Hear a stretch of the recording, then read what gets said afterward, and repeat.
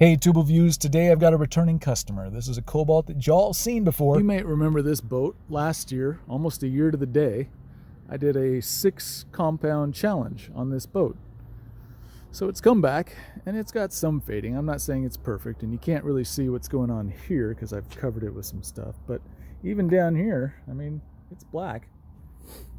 It's got a little fading on the swim step, and here's the results of the sun hitting it for a year on black gel coat, and I'm really not even bummed out about that. I just wanted to show this to you, and if you don't remember that this is the same boat as I walked by last time, I noticed that there was a little spot here where somebody had gone through.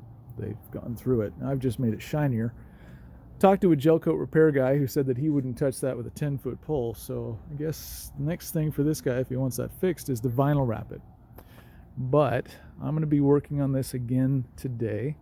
And today, to get rid of some latent oxidation that seems to be popping up in some areas that maybe I didn't go as hard as I needed to last time, I'm going to try to convince the owner to get rid of the Cobalt emblem so that we can do a really good job here. And we're going to heavy cut and perfect. So heavy cut with a wool pad and probably perfected EXAC with a foam pad. But we'll see how it goes. Anyway, this is a year later, and this is what the boat looks like. So if you're at all interested in how long this lasts and what it can look like after a year, here's black gel coat showing quite a decent reflection, if I do say so myself. And I can't wait to show it to you after we're done. So sit back, relax. I'll be dialing this thing in by the end of the day. All right, so where the cover was and where it was covering, that gel coat doesn't look terrible. It's a little scratched up, not going to lie. But where the cover wasn't there, it's a little bit oxidized because it was exposed. So I'm using Perfected EXAC in this foam pad. It's one of the newer foam pads from 3M. Don't ask me for the part number. I don't know it. So here's the before, and there's a little bit of the after.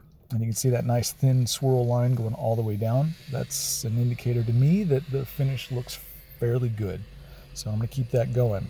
One of the reasons I like using a foam pad on the top, Cobalts have a tendency to rivet their snap points into the boat, which means that you can't remove them. It's kind of a pain in the butt. So with a really nice foam pad, I can use the edge like a knife and get right up to the things that I need to get to. So all these snaps, the cleat, the lines, the 90-degree angles on the bottom of that gunnel lip, I can do all that with a foam pad, and I can do it with a wool pad also. It's just a little bit more tactical to use a foam pad. You waste a lot less time, a lot less compound, and you're not fooling yourself by looking at all the stuff that you need to clean up left behind by a wool pad. So sit back and enjoy this. This isn't really great. I did it one-handed. I was just kind of showing you how quick it can go. Again, one-handed, so it can go actually a little bit quicker. I could have also maybe used heavy cut with a foam pad, but I thought Perfected would do just fine, and as it was pulling this off, I was happy that Perfected was the choice that I used. So I'm going to duck out for a second. You can just enjoy this.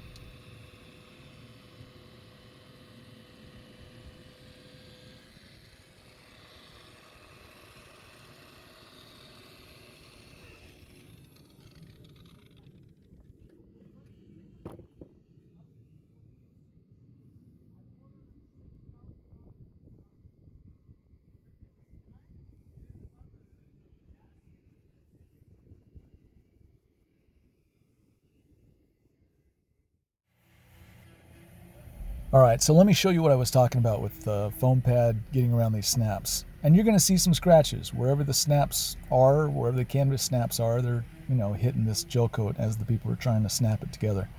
But getting the oxidation out from around these snaps is usually pretty difficult with a wool pad. Not impossible, just difficult. And to show you how impressive this is, there's the dreaded 2-snap. 2 snaps really close together with a wool pad, you're almost always going to have some issues trying to get the oxidation out of between there and make it look good without having a bunch of intense swirls. So, foam pad, Perfected EXAC in a little bit of time.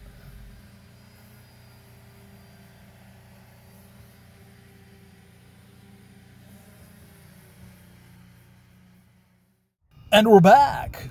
Okay, so where the canvas cover was covering the boat, you can see that the gel coat doesn't look like it got really knackered up, but where the cover wasn't on the boat, it shows a little oxidation.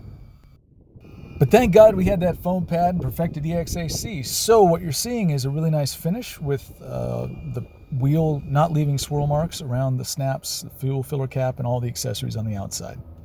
It's why I use a foam pad. Oh, wait. Where's the... Oh, there's no emblem. What? All right, cool. There's no emblem, so I guess I can make this hull look amazing. What we're going to do here after I finish up the perfected EXAC with the foam pad, which I've gotten to about here with, I still got this much to go. This has all been heavy cut, and when we're done, we're going to wash this. We're going to do a really good job making sure all the oils and stuff are taken off. And then I'm going to use Restructure Marine Polish. And the reason for that is if it came back looking as good as it did after a year with Meguiar's Flagship, well, it's going to do a lot better with Restructure Marine. So I'm looking forward to seeing this in a year, 2 years' time, and we'll take a look at it, see what we think. Hey, if you have a question, go ahead and hit me in the comment section. I'll reply.